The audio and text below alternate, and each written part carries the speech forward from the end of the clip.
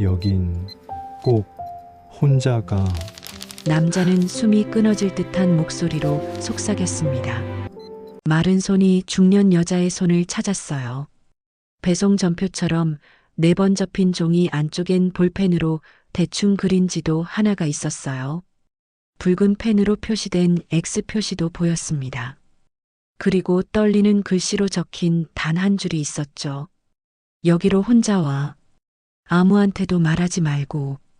그 말이 그 남자의 마지막 말이었습니다. 그곳에서 자신이 한 번도 받아본 적 없는 선물을 만나게 될 줄은 정말 몰랐던 채로 말이죠. 경기도 외곽입니다. 오래된 택배 물류센터가 보입니다. 밤 11시가 넘어도 컨베이어 벨트는 멈추지 않았어요. 바코드 리더기 소리가 건물 안을 채웁니다. 박스가 소리를 내며 흘러갑니다. 지게차의 경고음이 울려요. 직원들의 짧은 외침이 들립니다. 그 한가운데 형광조끼를 입은 한 여자가 서 있습니다. 이름은 박선영입니다. 50대 초반이죠. 이 물류센터를 20년 넘게 지켜온 현장 책임자입니다. 사실상 센터 주인이나 다름없었어요. 허리는 약간 휘었습니다. 손가락 마디마다 굳은 살이 박혀 있었어요. 알람은 항상 새벽 4시에 울렸습니다. 명절 땐 집보다 센터에 있는 시간이 더 길었죠. 선영은 지금 이 순간에도 박스 하나를 들어 올리고 있습니다. 무게를 확인해요. 송장 번호를 체크합니다. 컨베이어 벨트에 올려놓죠. 다음 박스를 잡습니다. 또 올려놓아요. 쉬지 않고 반복합니다. 손목이 욱신거렸어요. 어깨도 뻐근했습니다. 하지만 멈출 수 없었죠. 박스는 계속 들어왔으니까요. 센터장님, 오늘 야간 물량 많이 들어왔어요. 젊은 직원이 다가와 말했습니다. 괜찮아. 천천히 해.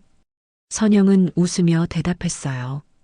하지만 웃음 뒤엔 피로가 가득했습니다.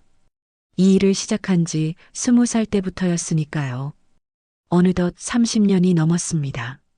처음엔 파트타임 상하차 아르바이트였어요. 겨울이면 손끝이 얼어붙었습니다. 박스를 놓칠 때도 있었죠. 무거운 짐을 들다 손목을 삐끗한 적도 있었어요. 그때 같은 라인에서 일하던 사람이 있었습니다. 지금의 남편 정혜수였어요. 그렇게 잡고 있으면 손 나간다니까요. 이리 줘요. 내가 할게. 무뚝뚝한 말투였습니다. 하지만 항상 가장 무거운 박스는 먼저 들어올리는 사람이었죠. 키가 크진 않았어요. 말도 많지 않았습니다. 웃는 얼굴도 자주 보이지 않았죠. 하지만 선영이 힘들어할 때면 어느새 옆에 와 있었습니다. 박스를 대신 들어줬어요. 물 한 병을 건네기도 했습니다. 선영은 그런 혜수가 좋았어요. 말은 없어도 행동으로 보여주는 사람이었으니까요. 둘은 자연스럽게 가까워졌습니다. 퇴근 후 편의점에서 컵라면을 먹었어요. 버스 정류장에서 같이 기다렸습니다. 비 오는 날엔 우산을 나눠 썼죠. 몇 년 후 둘은 결혼했습니다. 결혼식은 조촐했어요. 물류센터 동료 몇 명이 전부였습니다. 예식장도 작았죠. 하지만 행복했어요. 신혼여행은 가지 못했습니다. 물류센터 일이 바빴으니까요. 대신 둘은 같은 센터에서 계속 일했어요. 몇 년 뒤입니다.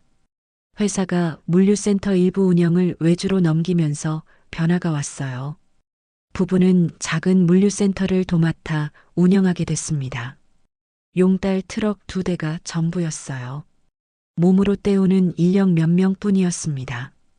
밤마다 쌓이는 박스들과 함께 살았죠. 하지만 둘은 행복했습니다. 함께 일하고 함께 먹고 함께 잤어요. 새벽 5시에 같이 일어났습니다. 밤 12시에 같이 잠들었죠. 아이 계획도 있었습니다. 선영은 가끔 상상했어요. 작은 아이가 센터 사무실을 뛰어다니는 모습을요. 혜수가 아이를 안고 웃는 모습도 그려봤습니다. 하지만 시간이 지나도 아이는 오지 않았어요. 병원을 찾았습니다. 검사를 받았죠. 의사가 조심스레 말했어요. 임신이 잘 안 될 수 있어요. 몸 상태가 좋지 않으시네요. 혹시 되더라도 많이 힘드실 겁니다.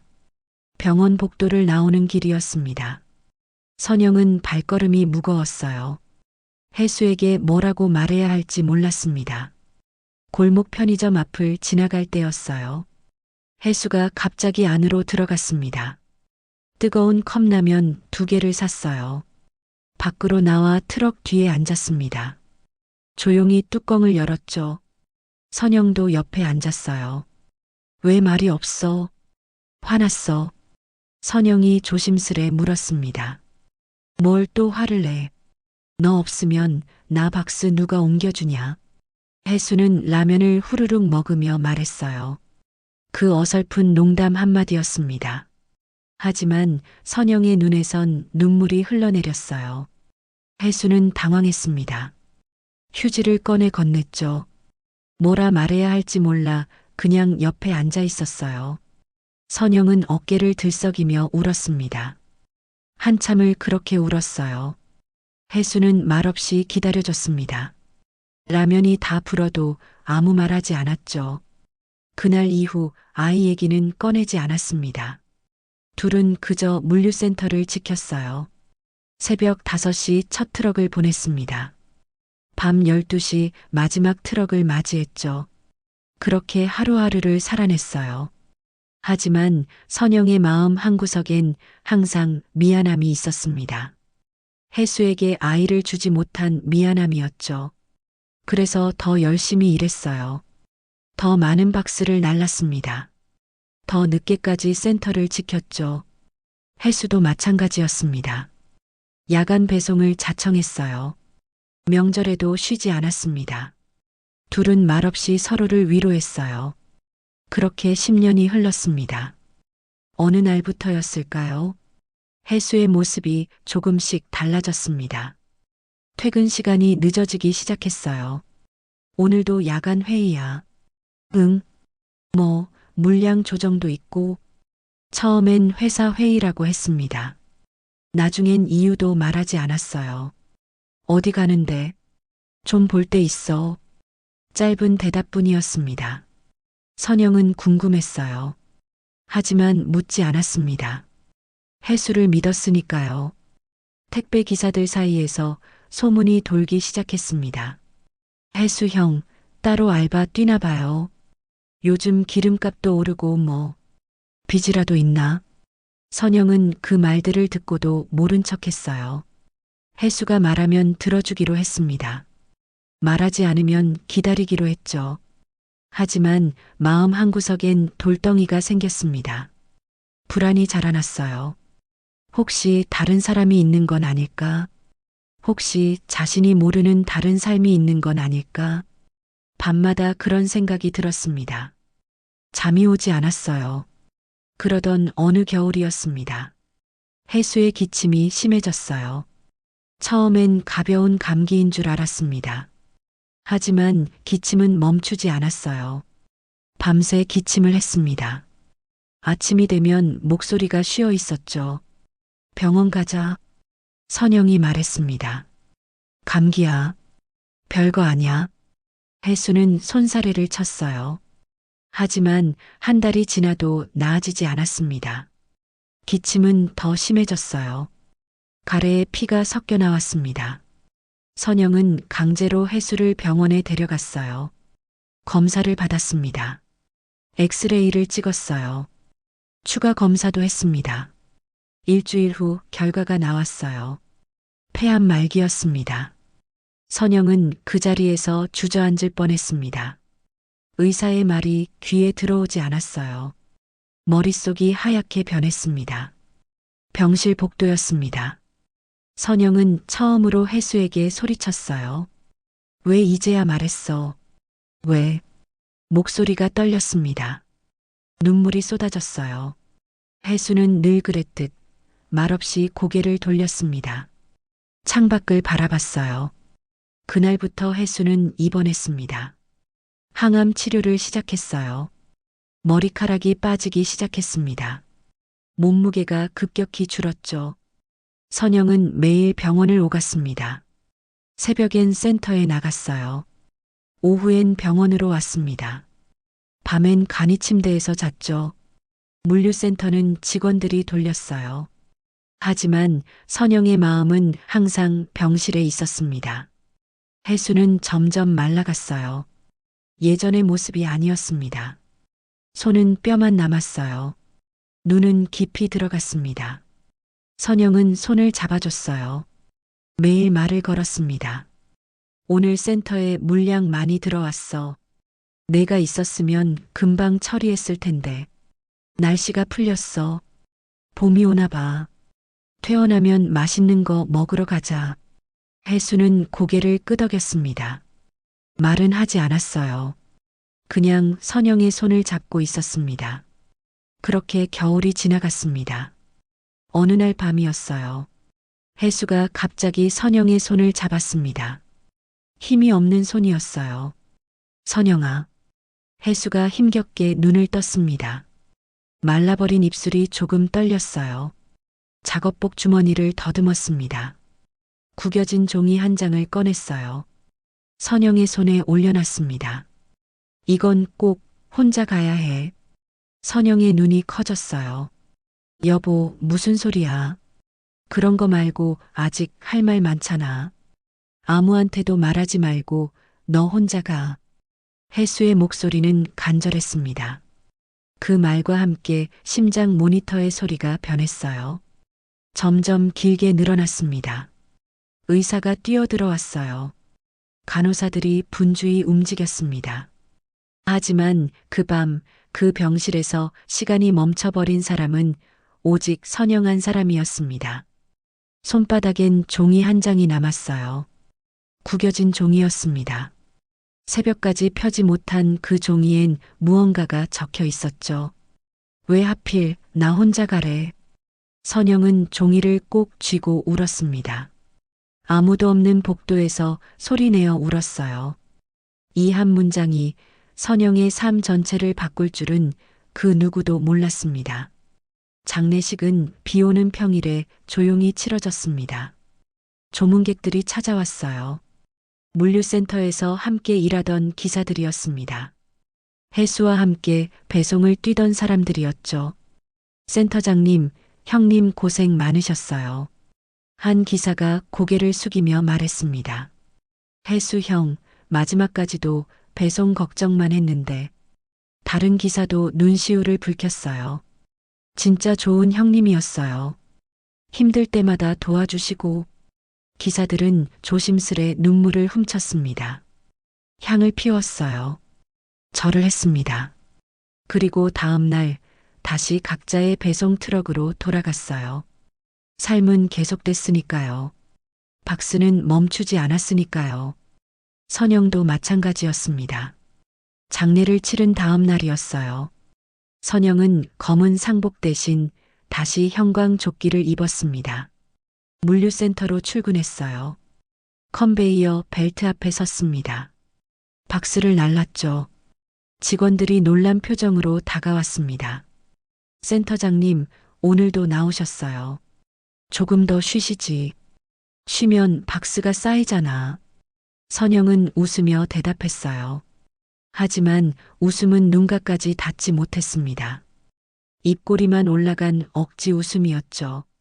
손은 기계처럼 움직였어요. 박스를 잡고 올리고 또 잡았습니다. 생각할 틈을 주지 않았어요. 생각하면 무너질 것 같았으니까요. 점심시간이 됐습니다. 직원들은 식당으로 갔어요. 선영은 사무실에 혼자 남았습니다. 도시락을 꺼냈어요. 뚜껑을 열었습니다. 하지만 먹을 수가 없었어요. 목이 메었습니다. 밥알 하나가 넘어가지 않았죠. 그때 주머니에서 종이가 만져졌습니다. 혜수가 준 그 종이였어요. 아직 펴보지 못했습니다. 펴볼 용기가 없었어요. 무엇이 적혀 있을지 무서웠습니다. 선영은 종이를 꺼냈습니다. 한참을 바라만 봤어요. 천천히 펼쳤습니다. 볼펜으로 그려진 지도였습니다. 서툰 선들이 이어져 있었어요. 도로가 보였습니다. 마을 이름도 적혀 있었죠. 강원도 바다 근처였습니다. 작은 항구 마을의 이름이 보였어요. 붉은 펜으로 표시된 X가 있었습니다. 해안도로가 끝나는 지점에 찍혀 있었죠. 지도 아래엔 글씨가 있었어요. 떨리는 손으로 쓴 글씨였습니다. 혼자 와. 아무한테도 말하지 말고. 그게 전부였어요. 선영은 지도를 한참 바라봤습니다. 이게 뭘까요? 왜 혼자 가래요? 무엇이 있는 걸까요? 궁금증과 두려움이 함께 올라왔습니다. 그날 저녁이었어요. 장례식이 끝나고 시댁 식구들이 물류센터 사무실로 모였습니다. 시어머니가 왔어요. 60대 후반이었습니다. 검은색 옷을 입고 있었죠. 시동생도 함께였습니다. 정민수, 40대 중반이었어요. 정장 차림이었습니다. 친척 몇 명도 따라왔어요. 사무실은 좁았습니다.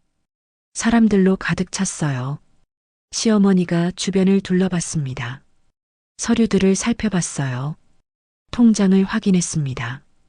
그래도 혜수가 이 센터 만들어 놓은 건 잘했지.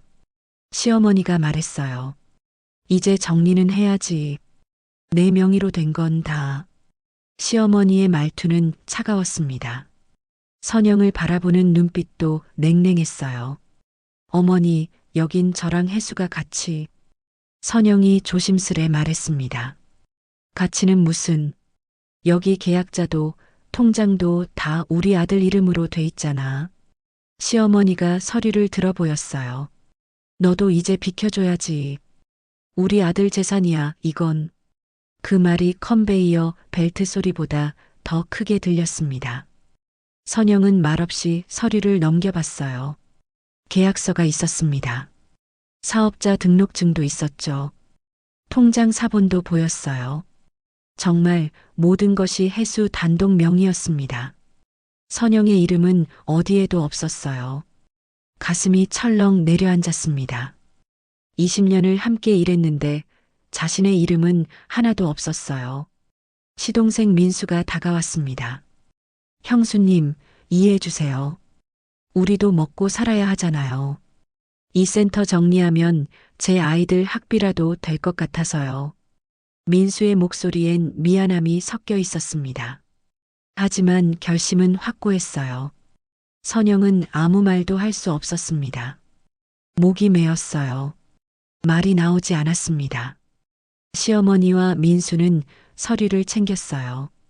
중요한 것들을 가져갔습니다. 일주일 안에 정리 끝내. 변호사랑 상의해서 연락할게. 시어머니가 마지막으로 말하고 나갔습니다. 사무실은 다시 조용해졌어요. 선영은 텅 빈 사무실에 혼자 남았습니다. 의자에 주저앉았어요. 20년이었습니다. 20살 때부터 이곳에서 일했어요. 혜수와 함께 센터를 키웠습니다. 밤을 새우며 박스를 날랐어요. 하지만 이제 아무것도 남지 않았습니다. 남편도 떠났어요. 센터도 빼앗길 위기였습니다. 선영은 고개를 떨구고 울었어요. 소리내어 울지는 못했습니다. 그냥 눈물만 흘렀어요. 밤이 깊어갔습니다. 직원들이 다 퇴근했어요. 센터가 조용해졌습니다. 컨베이어 벨트도 멈췄죠. 선영은 비로소 주머니에서 종이를 꺼냈습니다. 혜수가 준 지도였어요. 다시 펼쳐봤습니다. 강원도 바다 근처였습니다. 붉은 X 표시가 선명했어요. 택배도 아닌데 이건 무슨 배송지야. 선영은 중얼거렸어요. 하지만 혜수가 마지막으로 남긴 것이었습니다. 분명 이유가 있을 거예요. 선영은 결심했습니다. 그곳에 가보기로요. 다음 날 아침이었어요. 선영은 센터 직원들에게 말했습니다. 며칠 쉴게요. 다녀올 때가 있어서요. 직원들은 고개를 끄덕였어요. 센터장님 힘드실 텐데 쉬고 오시라고 했습니다. 선영은 작은 가방을 챙겼어요. 지도를 넣었습니다. 지갑과 휴대폰도 챙겼죠. 기차를 탔습니다. 경기도에서 강원도로 향하는 기차였어요. 창밖으론 풍경이 지나갔습니다. 도시가 사라지고 산이 나타났어요. 들판이 보였습니다. 선영은 지도를 꺼내 또 봤습니다. 수십 번째 보는 것이었어요. 2시간 후 기차에서 내렸습니다. 작은 역이었어요. 사람이 별로 없었습니다. 버스 정류장을 찾았어요. 시외버스를 탔습니다. 1시간을 더 흔들렸어요. 비포장도로가 나왔습니다. 차는 덜컹거렸죠. 선영은 종이를 꼭 쥐고 있었습니다. 손에 땀이 났어요. 심장이 빠르게 뛰었습니다. 버스가 멈췄어요. 기사가 말했습니다. 여기가 종점이에요. 선영은 내렸습니다. 강원도 외곽이었어요. 바다가 보였습니다. 겨울 안개가 깔려 있었죠. 버스 정류장 하나만 덩그러니 있었습니다. 마을은 조용했어요. 사람도 보이지 않았습니다. 선영은 지도를 펼쳤어요. 방향을 확인했습니다. 걷기 시작했어요. 좁은 길이었습니다. 양옆으론 낡은 집들이 있었어요. 빈집도 많았습니다. 10분을 걸었을까요? 앞에 녹슨 철문이 보였습니다. 안개 속에서 모습을 드러냈어요. 철문 위에 낡은 주소판이 있었습니다. 번호를 확인했어요. 지도에 표시된 번호와 같았습니다. 붉은 X 표시의 끝이었죠. 남편이 마지막까지 숨기고 싶어 했던 곳이었습니다. 혹시 아무것도 없으면 어떡하지? 선영의 손이 떨렸습니다. 절망과 기대가 같이 올라왔어요. 하지만 여기까지 왔습니다. 돌아갈 수는 없었어요. 그래도 열어보자. 선영은 철문 손잡이를 잡았습니다. 차가운 쇠의 감촉이 손끝으로 전해졌어요. 천천히 밀었습니다. 문이 열렸어요. 삐걱거리는 소리가 났습니다. 선영의 심장도 쿵 소리를 냈습니다. 그리고 선영은 그 자리에서 주저앉고 말았습니다. 철문 안쪽엔 생각했던 것과 전혀 다른 공간이 있었습니다.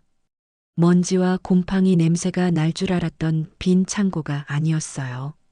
바닥에는 단단한 원목 마루가 깔려 있었습니다. 새 나무 냄새가 났어요.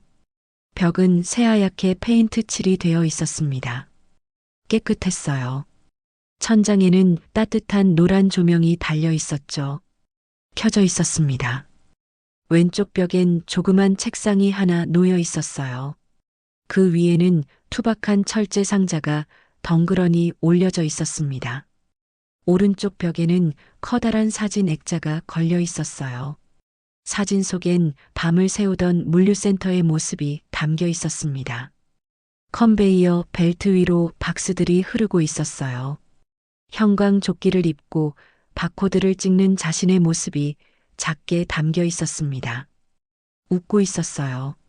선영 자신도 모르게 웃고 있던 순간이었습니다. 이 사진 나 몰래 찍은 거야. 선영의 무릎이 툭 꺾였습니다. 바닥에 주저앉았어요. 손으로 마루를 짚었습니다. 따뜻했어요. 이곳은 분명 창고였습니다.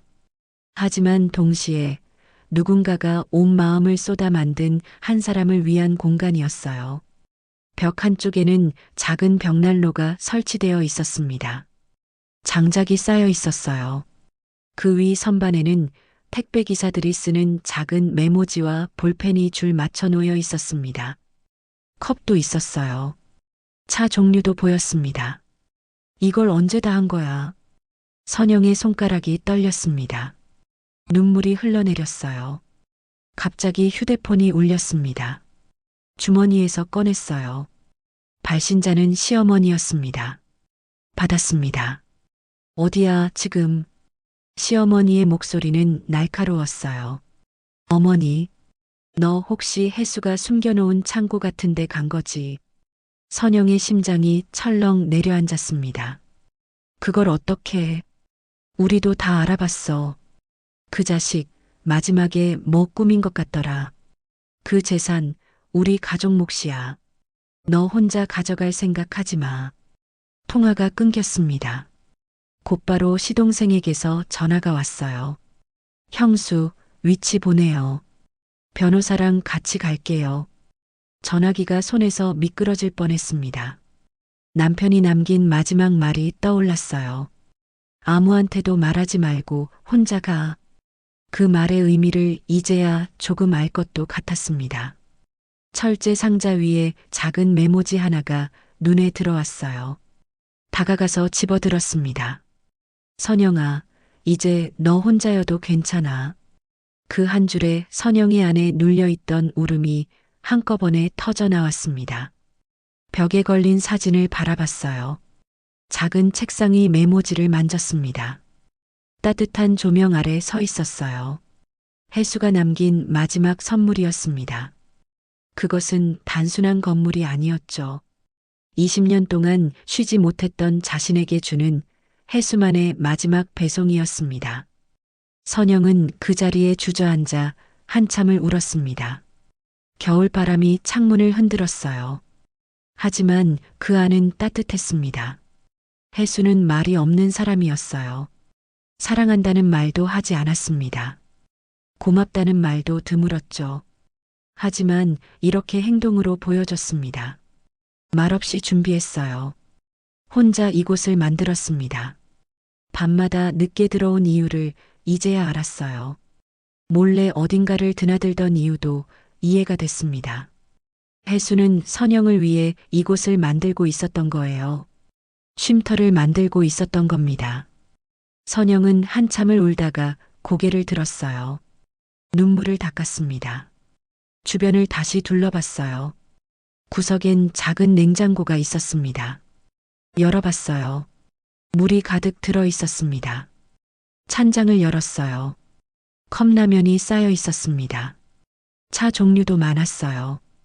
혜수가 준비해 둔 것들이었습니다. 선영은 다시 울음을 터뜨렸어요. 하지만 이번엔 조금 달랐습니다. 슬픔만은 아니었어요. 감사함도 섞여 있었습니다. 혜수야, 고마워. 선영은 사진을 향해 말했습니다. 정말 고마워. 다음 날 아침입니다. 창고 앞에 검은 승용차 2대가 멈춰 섰어요. 시어머니가 차에서 내렸습니다. 검은색 코트를 입고 있었어요. 표정은 굳어 있었습니다. 시동생 민수도 내렸어요. 정장을 입고 있었습니다. 손에는 서류 가방을 들고 있었죠. 그리고 낯선 남자 하나가 함께였습니다. 50대 중반으로 보였어요. 안경을 쓰고 있었습니다. 변호사인 것 같았어요. 여기가 그 창고 맞지? 민수가 주변을 둘러보며 말했습니다. 선영은 창고 안에 서 있었어요. 문을 열어뒀습니다. 피할 수 없다는 걸 알았으니까요. 그들은 마치 이미 자기들 소유인 것처럼 신발도 제대로 벗지 않고 안으로 들어왔습니다. 시어머니는 주변을 둘러봤어요. 원목 마루를 봤습니다. 벽난로를 봤어요. 사진을 봤습니다. 입술을 꾹 다물고 있었어요. 무슨 생각을 하는지 알 수 없었습니다. 민수는 철제 상자로 다가갔어요. 뚜껑을 열었습니다. 서류들이 가지런히 정리돼 있었어요. 하나씩 꺼내 펼쳐봤습니다. 땅 문서가 있었어요. 건물 등기부등본도 있었습니다. 리모델링 내역서가 보였어요. 공증된 유언장도 있었습니다. 민수의 눈이 커졌어요. 변호사에게 서류를 건넸습니다. 변호사는 천천히 서류를 살펴봤어요. 한 장 한 장 꼼꼼히 읽었습니다. 시어머니가 다가왔어요. 민수의 어깨 너머로 서류를 봤습니다. 이게 다 뭐야? 시어머니의 목소리가 떨렸습니다. 혜수가 너한테 이걸 다 넘겼다고. 선영은 고개를 숙였어요. 전 정말 몰랐어요. 어제 처음 알았어요. 여긴 혜수가. 입 다물어. 시어머니의 목소리가 창고 안을 울렸습니다. 큰 소리였어요. 선영은 움찔했습니다. 죽기 전에 정신없을 때 다 사인하게 한 거지. 사문서 위조야, 이건. 시어머니는 변호사를 쳐다봤어요. 변호사님, 그렇죠.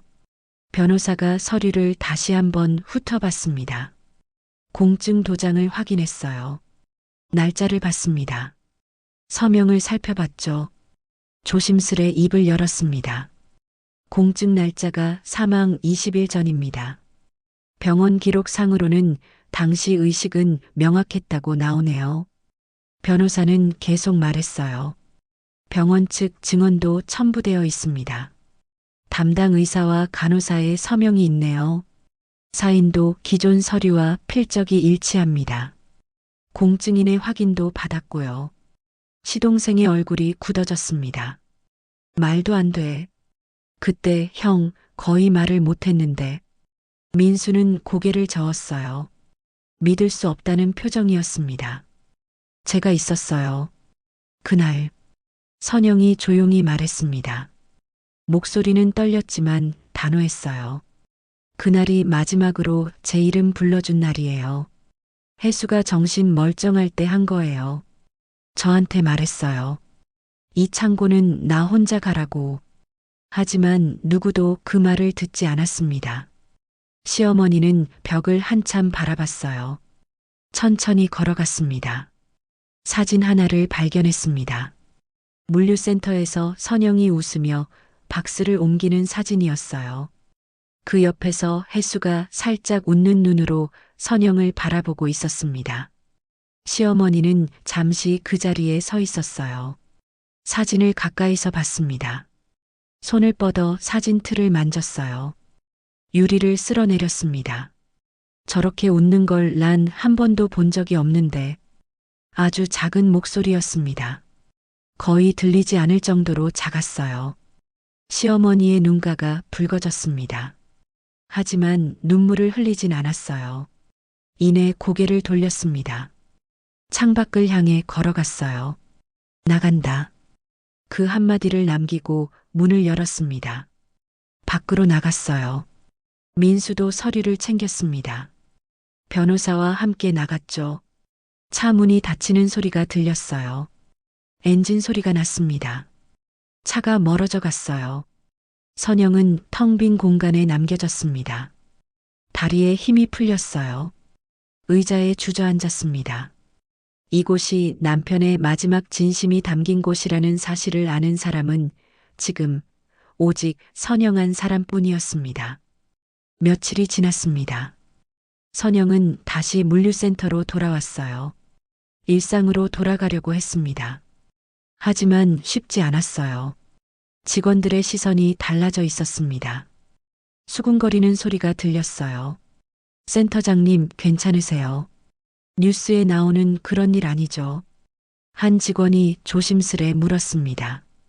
소문은 들어가지 말랬던 컨베이어 틈처럼 금세 새어나갔어요.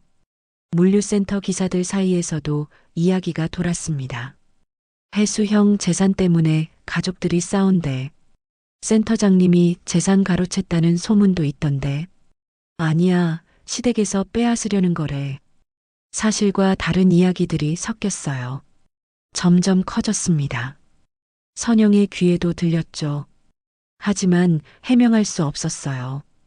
해명해봤자 믿지 않을 거라는 걸 알았습니다. 선영은 그냥 일했어요. 박스를 날랐습니다. 말없이 일했죠. 밤이 되면 집으로 돌아갔어요. 텅 빈 집이었습니다. 혜수가 없는 집이었죠. 혼자 밥을 먹었어요. 혼자 TV를 봤습니다. 혼자 잠들었죠. 외로웠어요. 힘들었습니다. 그러던 어느 날이었습니다.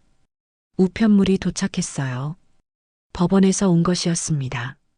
손이 떨렸어요. 봉투를 열었습니다. 고소장 사본이었습니다.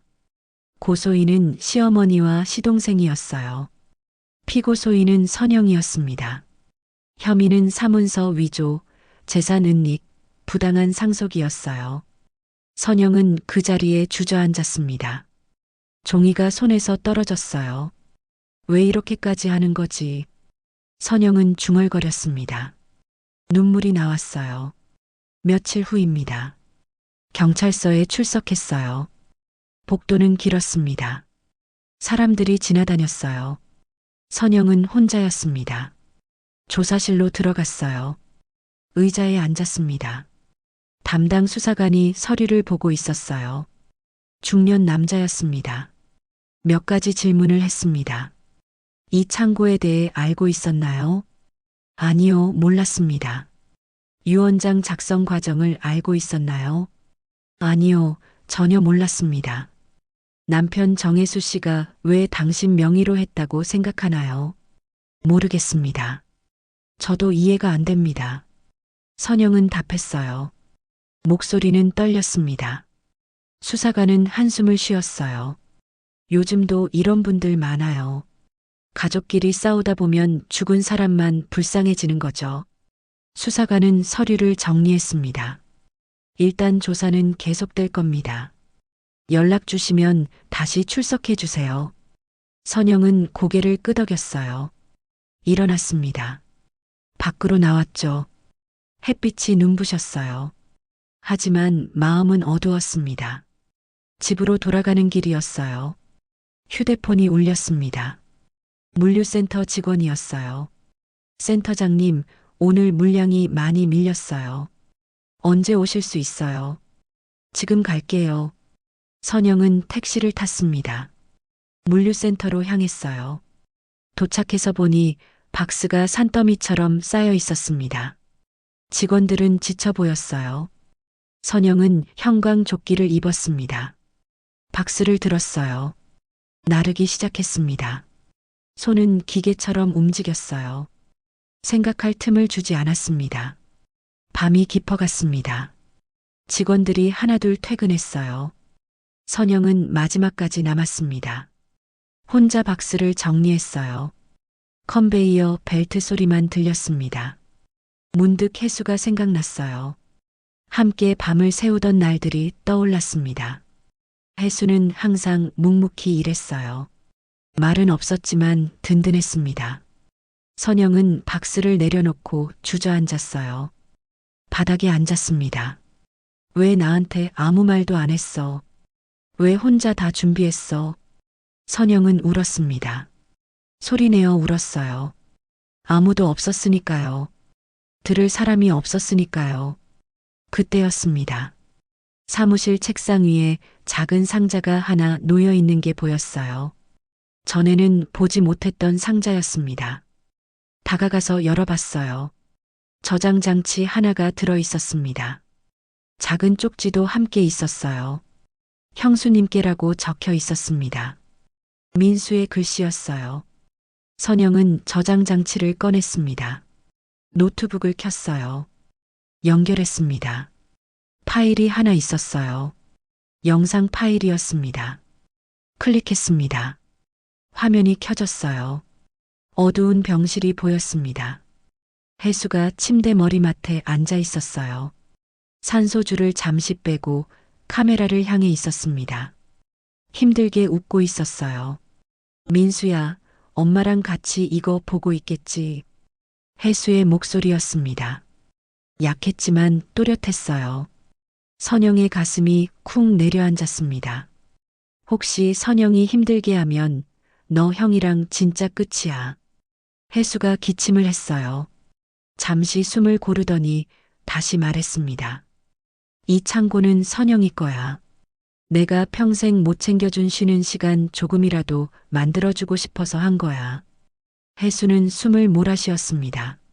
엄마가 욕해도 너도 욕해도 된다. 근데 선영이 건들지 마라. 혜수의 눈에 눈물이 고였어요. 그 사람 나 대신 많이 살아야 돼. 내가 못해준 거 많아. 아이도 못 가졌잖아. 다 내 탓이야. 혜수는 고개를 숙였습니다. 선영이는 평생 쉬지도 못했어. 새벽부터 밤까지 일만 했어. 나도 마찬가지였고. 혜수가 카메라를 똑바로 봤어요. 그래서 만들었어. 쉴 수 있는 곳. 따뜻한 곳. 선영이가 숨 쉴 수 있는 곳. 영상은 혜수가 웃으려다 눈을 감는 장면으로 끝났습니다. 선영은 화면 앞에서 얼어붙었어요. 눈물이 주르륵 흘러내렸습니다. 다시 재생했어요. 또 봤습니다. 계속 봤어요. 혜수의 목소리를 들었습니다. 혜수의 얼굴을 봤어요. 혜수의 진심을 느꼈습니다. 선영은 노트북을 껴안고 울었어요. 한참을 울었습니다. 저장 장치와 함께 온 쪽지를 다시 봤어요.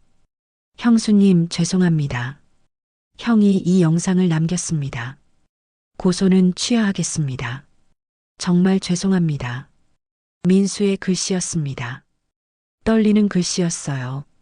선영은 쪽지를 가슴에 안았습니다. 그날 밤입니다.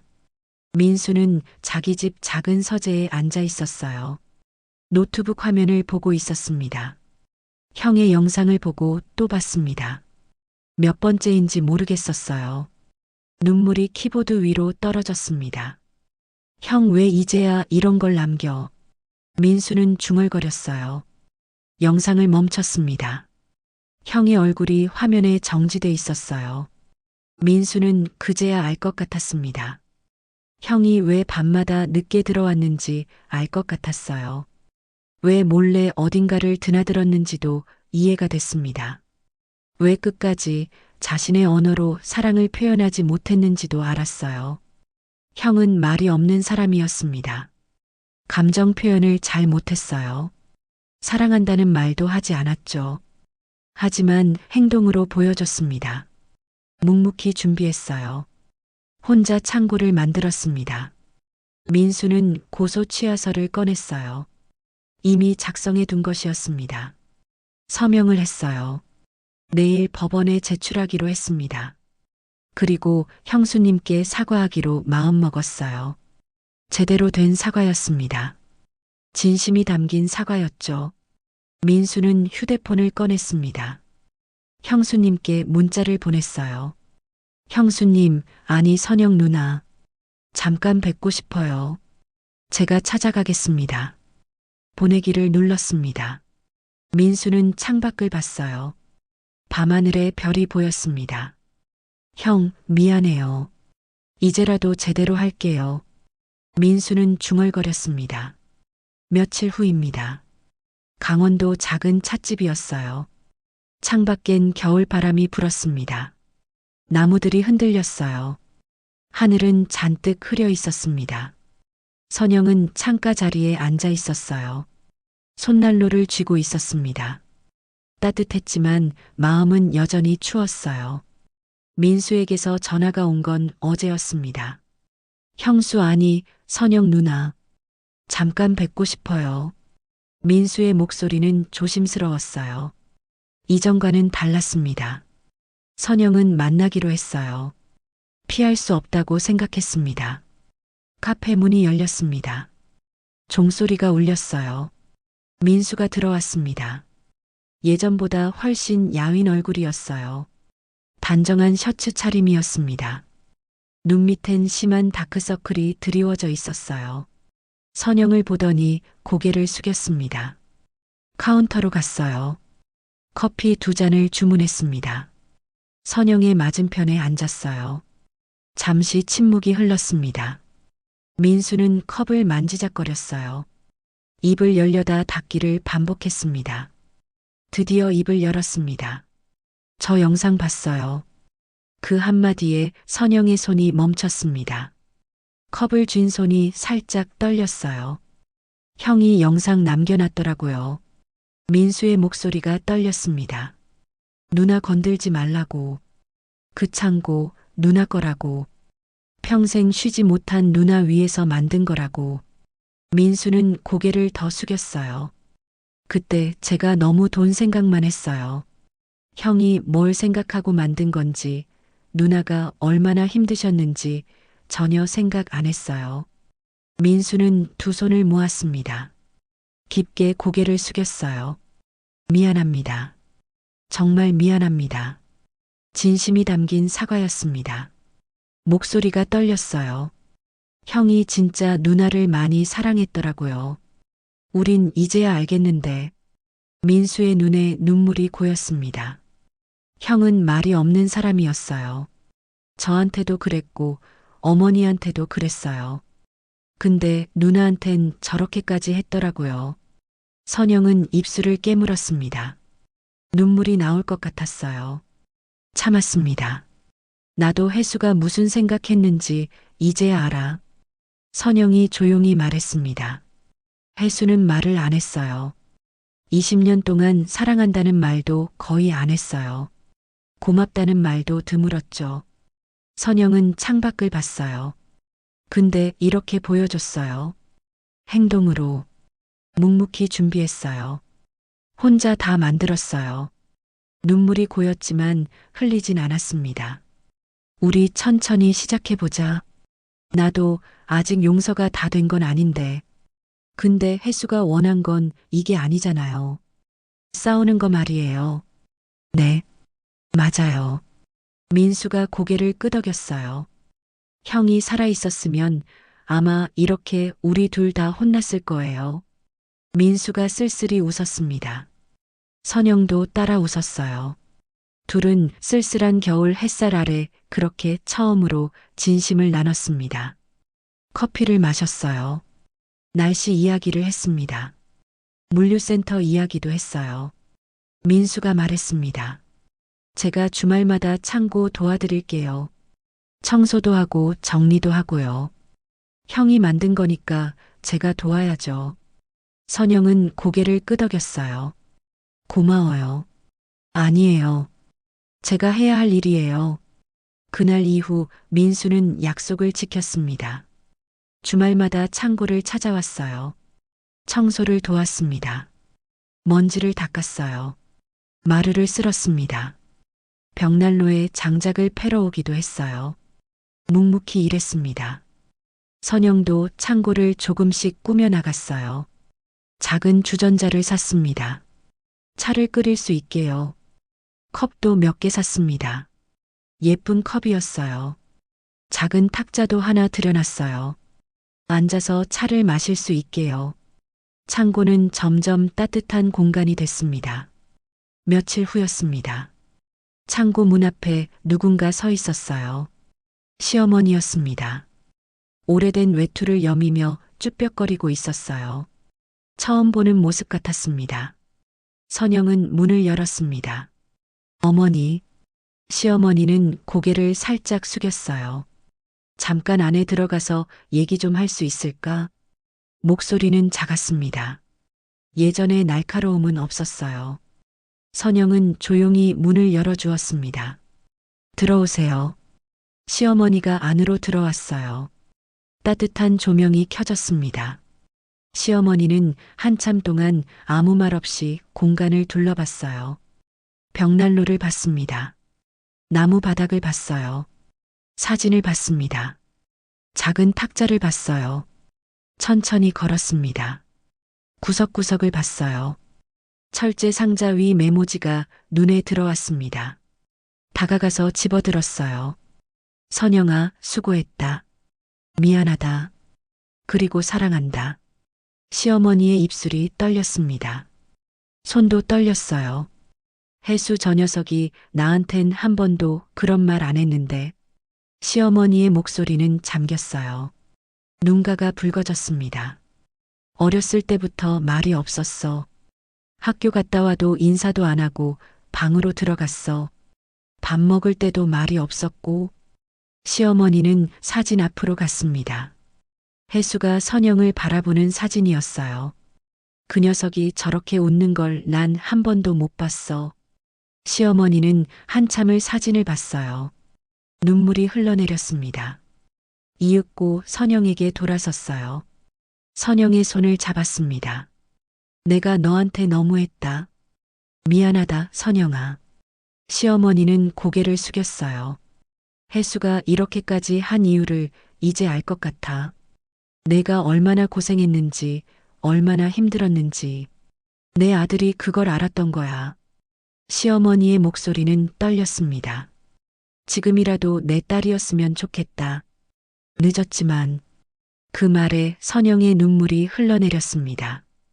꺼지지 않는 조명처럼 천천히 흘러내렸어요. 두 사람은 한참을 말없이 서 있었습니다. 손을 잡고 있었어요. 창밖으론 눈이 내리기 시작했습니다. 하얀 눈송이가 내려왔어요. 선영은 시어머니를 의자에 앉혔습니다. 차를 끓였어요. 따뜻한 차를 따라줬습니다. 시어머니는 차를 마셨어요. 조용히 앉아 있었습니다. 여긴 참 따뜻하구나. 시어머니가 중얼거렸어요. 혜수가 잘 만들었어. 내가 쉴 수 있게. 선영은 미소 지었습니다. 그날 이후 시어머니는 가끔 창고를 찾았어요. 김치를 담가왔습니다. 통에 가득 담아왔어요. 반찬도 가져왔습니다. 직접 만든 것이었어요.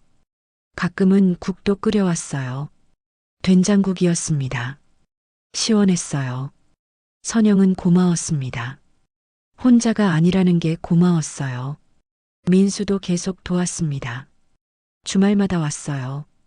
창고 정리를 도왔습니다. 고장난 곳을 고쳤어요. 필요한 걸 사다 줬습니다.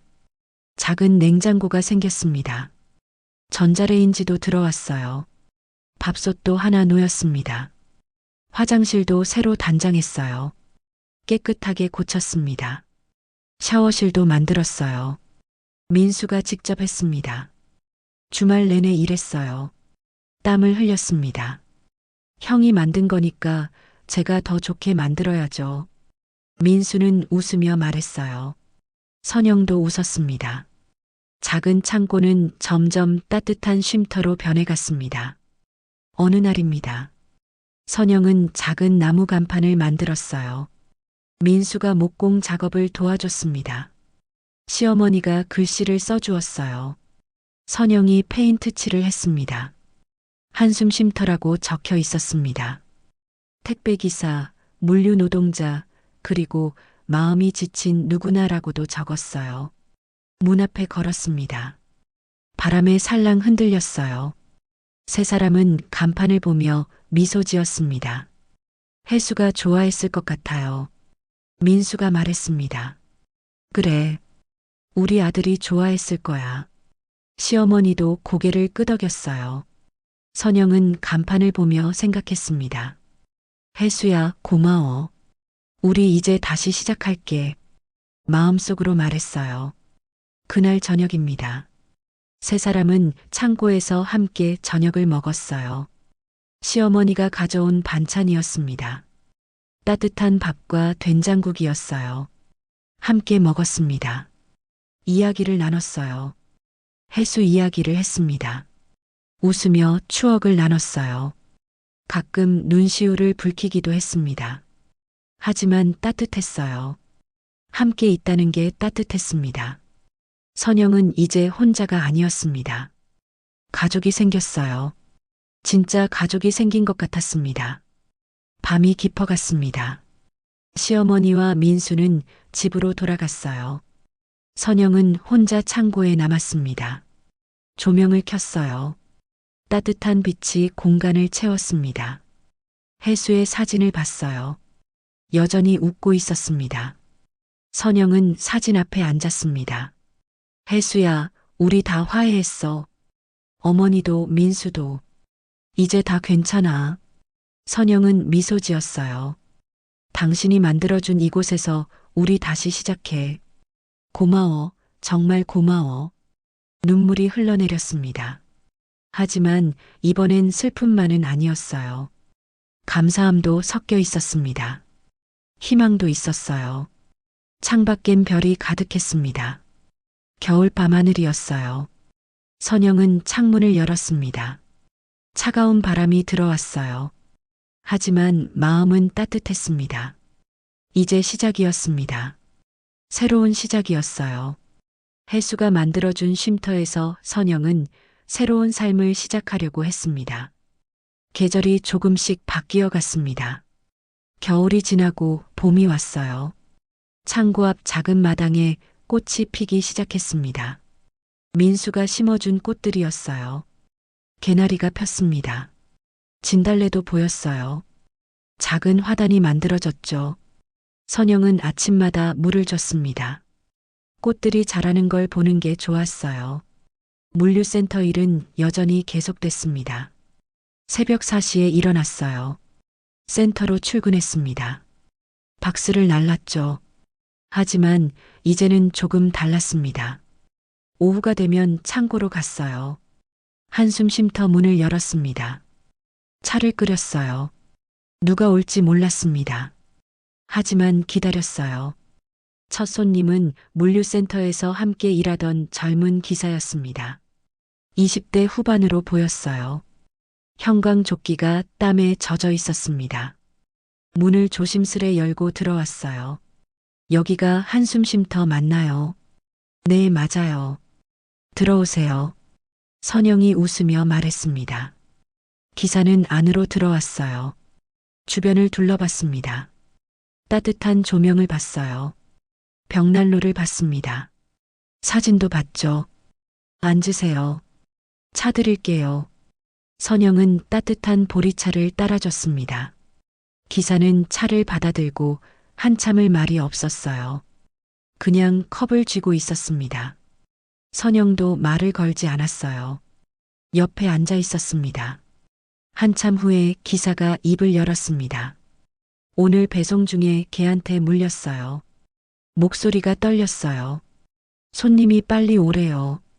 병원 갈 시간이 없었어요. 그래서 화장실에서 휴지로 막고 계속 배송 돌았어요. 기사는 손을 보여줬습니다. 손목에 이빨 자국이 선명했어요. 피가 약간 배어나오고 있었습니다. 선영은 구급상자를 가져왔어요. 소독약을 꺼냈습니다. 이거 바르고 병원 가야 해요.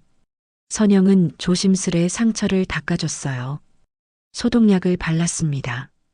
붕대를 감아줬죠. 고맙습니다. 기사의 눈에 눈물이 고였습니다. 여기 오니까 좀 살 것 같아요.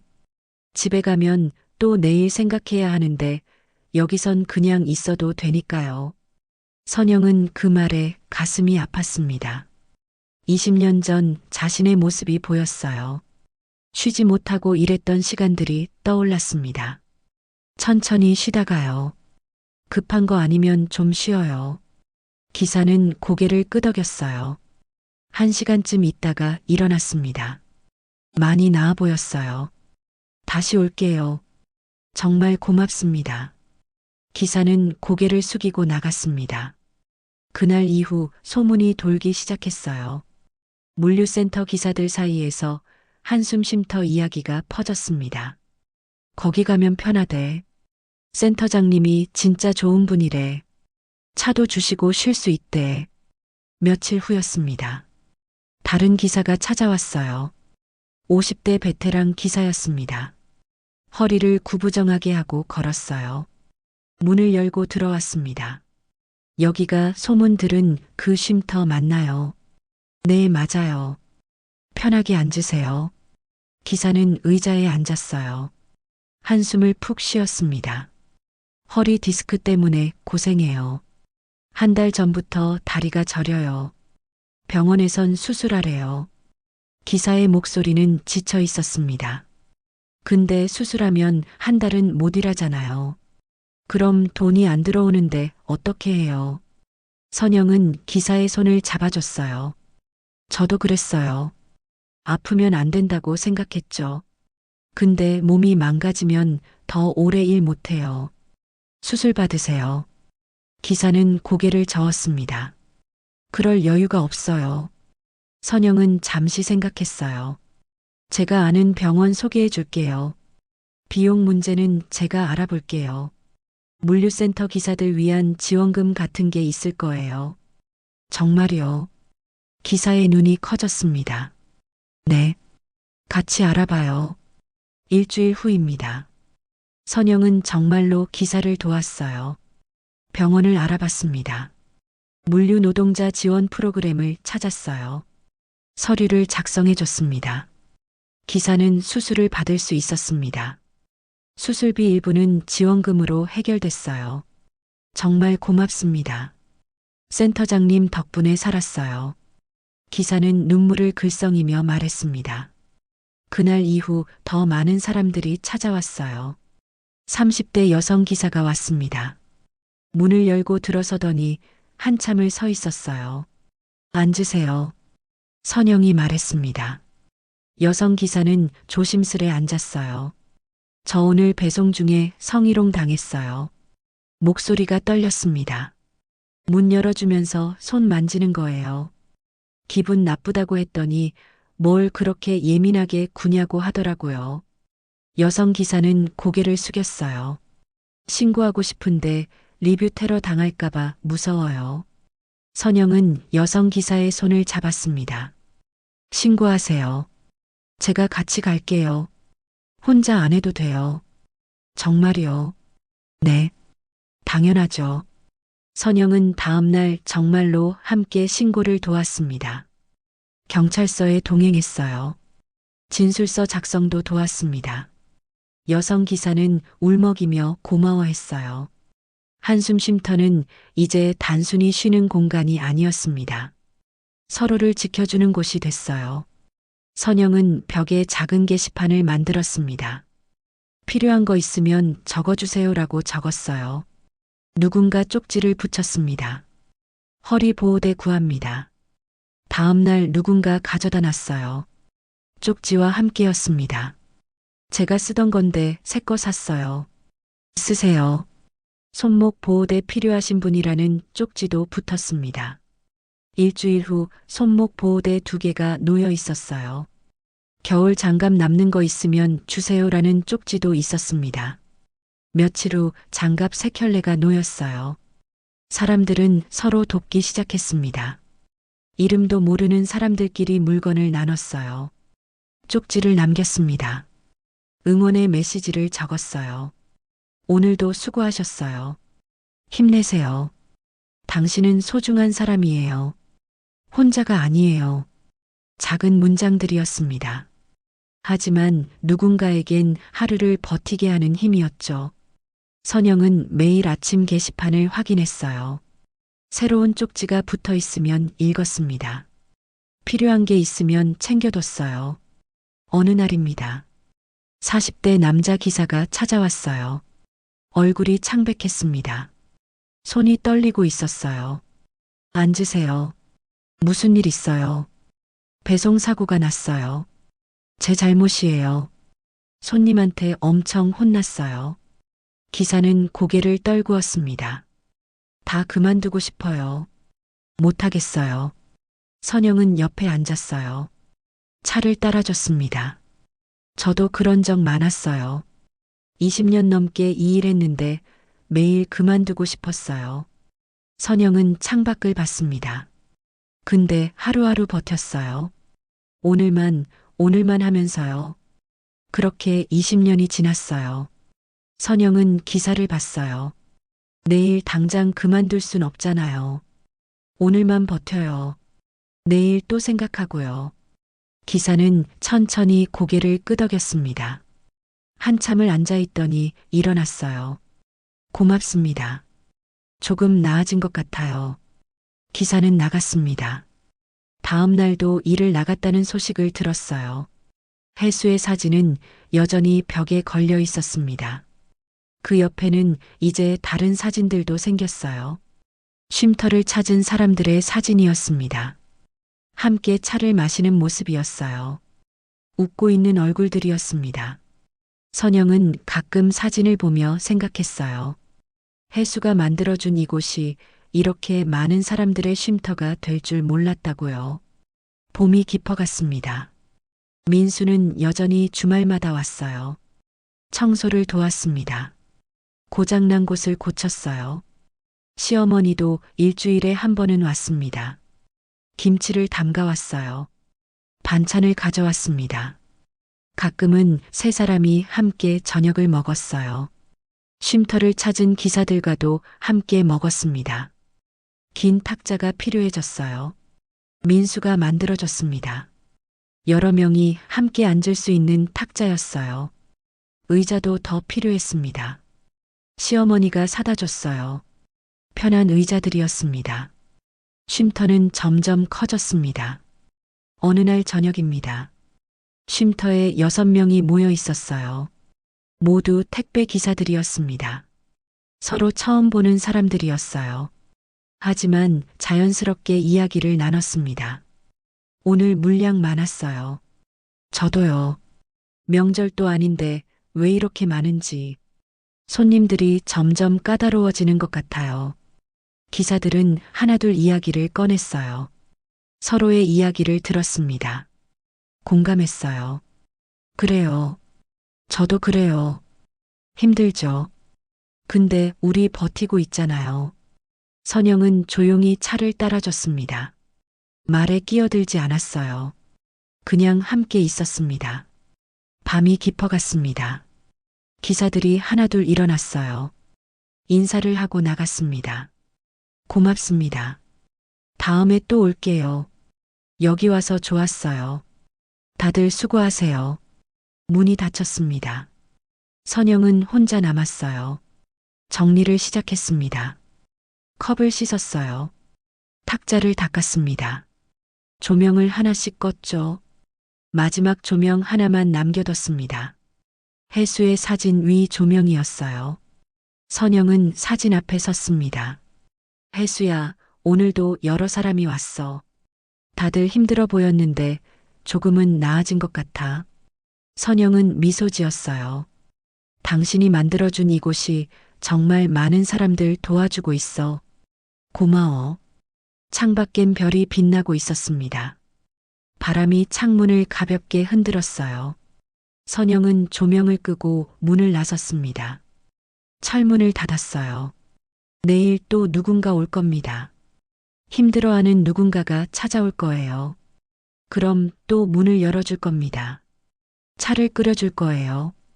옆에 앉아 있어 줄 겁니다. 그게 선영이 할 수 있는 일이었습니다. 해수가 남긴 마지막 선물을 이어가는 일이었어요. 여름이 왔습니다. 창고 앞 화단에 꽃이 만발했어요. 민수가 정성껏 가꾼 덕분이었습니다. 한숨 쉼터는 이제 많은 사람들이 아는 곳이 됐어요. 하루에 서너 명씩 찾아왔습니다.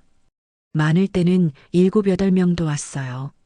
선영은 매일 오후 쉼터를 열었습니다. 아침엔 물류센터에서 일했어요. 오후가 되면 창고로 왔습니다. 차를 준비했어요. 청소를 했습니다. 사람들을 기다렸죠. 어느 날입니다. 낯선 할머니 한 분이 찾아왔어요. 70대로 보였습니다. 작은 보따리를 들고 있었어요. 여기가 쉼터 맞나요? 네, 맞아요. 들어오세요. 할머니는 조심스레 들어왔습니다. 주변을 둘러보더니 사진을 보고 멈춰 섰어요. 해수의 사진이었습니다.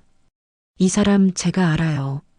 선영의 가슴이 쿵 내려앉았습니다. 예전에 우리 아파트 단지에 배송 오던 기사님이에요. 항상 웃으면서 인사하던 분이죠. 할머니는 보따리를 풀었어요. 수건이 몇 장 나왔습니다.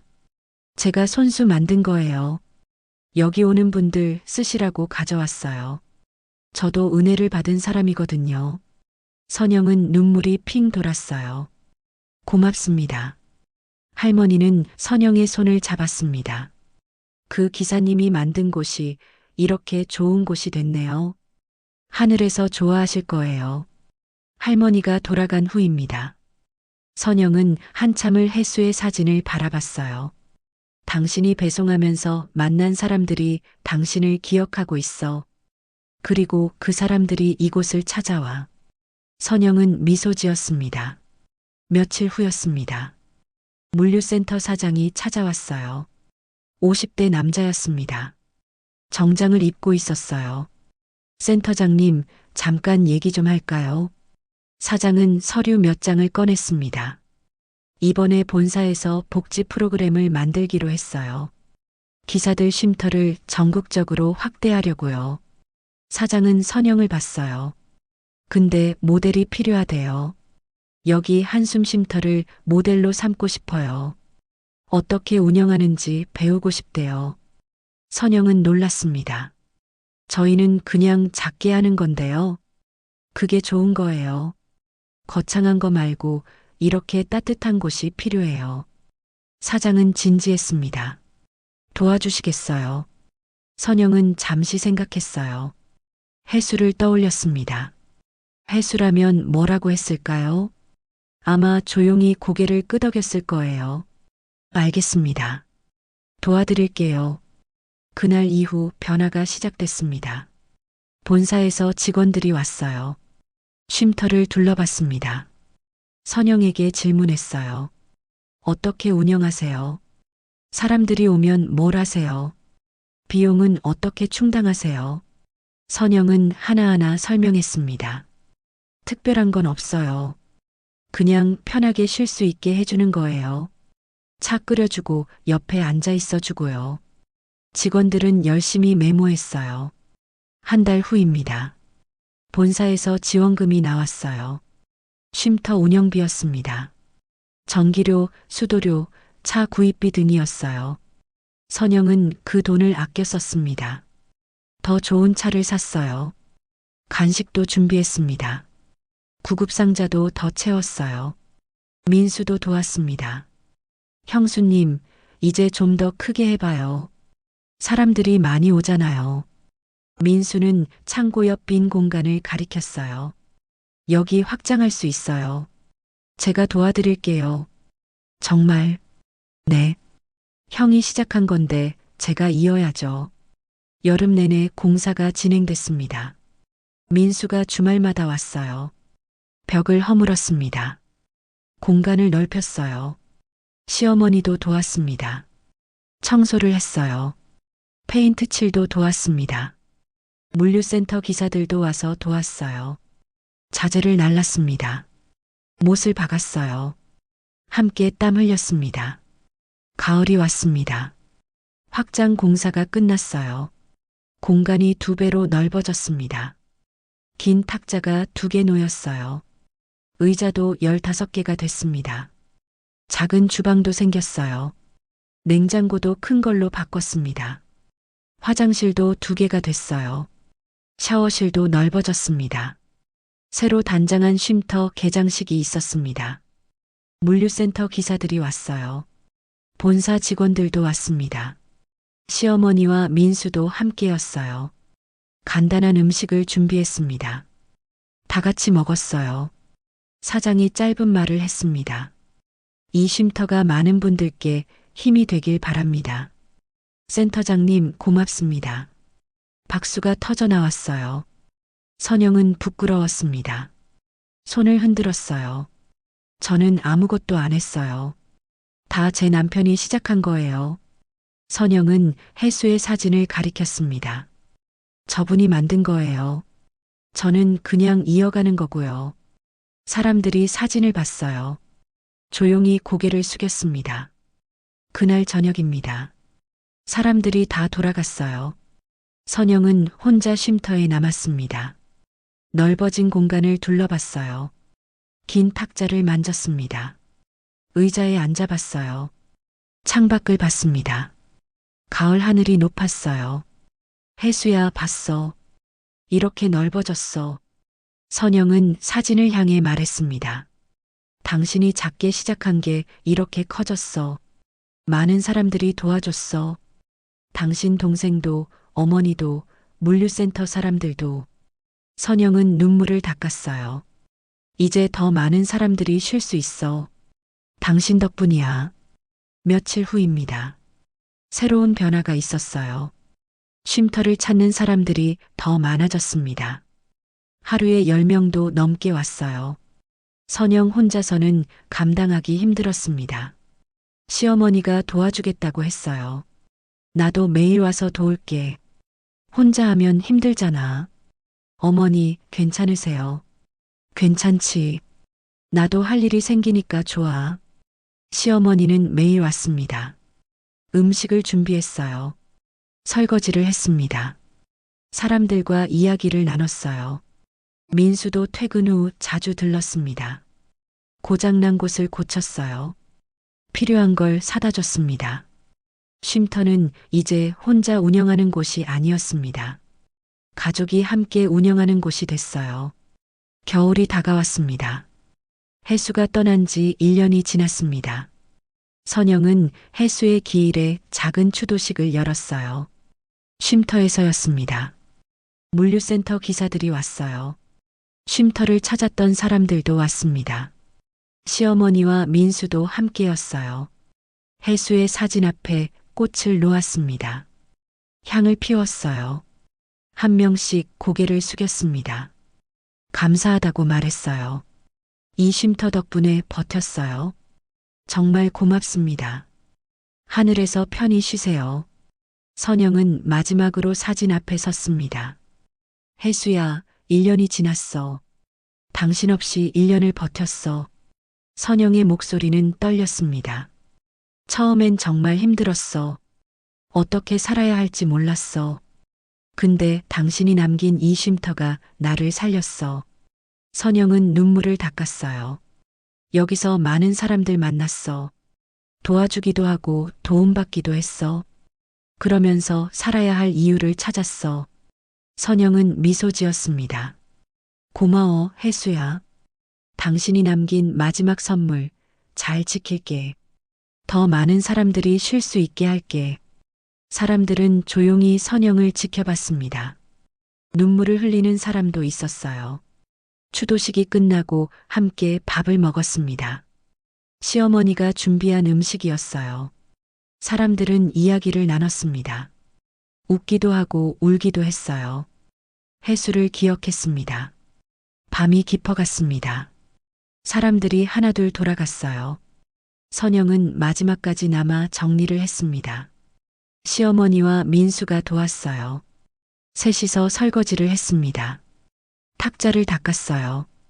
의자를 정리했습니다. 다 끝나고 셋이 앉았어요. 차를 마셨습니다. 오늘 좋았어요. 민수가 말했습니다. 그래. 형도 좋아했을 거야. 시어머니도 고개를 끄덕였어요.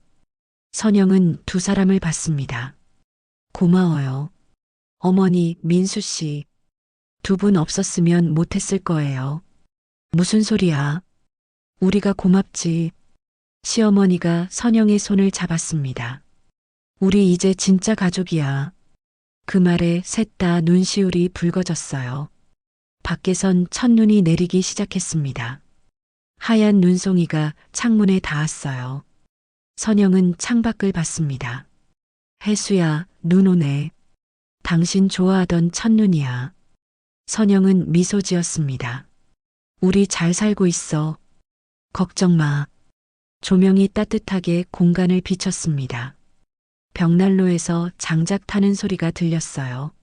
세 사람은 한참을 앉아 있었습니다. 말없이 차를 마셨어요. 행복했습니다. 함께라서 행복했어요. 해수가 남긴 쉼터는 이제 많은 사람들의 안식처가 됐습니다. 하루하루 힘들게 사는 사람들이 잠시 숨을 돌리는 곳이 됐어요. 선영은 앞으로도 이 쉼터를 지킬 겁니다. 문을 열어줄 거예요. 차를 끓여줄 겁니다. 옆에 앉아 있어 줄 거예요. 그게 해수가 원한 일이었으니까요. 그게 선영이 할 수 있는 일이었으니까요. 한숨 쉼터는 오늘도 불을 밝히고 있습니다. 누군가를 기다리며 문을 열어두고 있어요. 힘든 하루를 보낸 당신도 언제든 오세요. 따뜻한 차 한 잔 드릴게요. 그리고 조용히 옆에 앉아 있어 줄게요. 그것만으로도 충분합니다. 혼자가 아니라는 것만으로도 힘이 되니까요. 봄이 다시 왔습니다. 해수가 떠난 지 2년이 지났어요. 한숨 쉼터는 이제 지역에서 유명한 곳이 됐습니다. 물류센터 기사들뿐 아니라 다른 사람들도 찾아왔어요. 힘든 일을 하는 사람들이 왔습니다. 공사장 노동자가 왔어요. 청소 노동자도 왔습니다.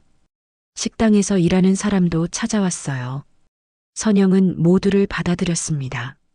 여기는 힘든 사람들을 위한 곳이에요. 누구든 오세요.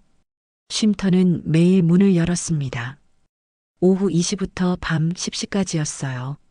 선영은 아침엔 여전히 물류센터에서 일했습니다. 정오가 되면 쉼터로 왔어요. 문을 열었습니다. 청소를 했어요. 차를 준비했습니다. 시어머니는 오후 3시쯤 왔어요.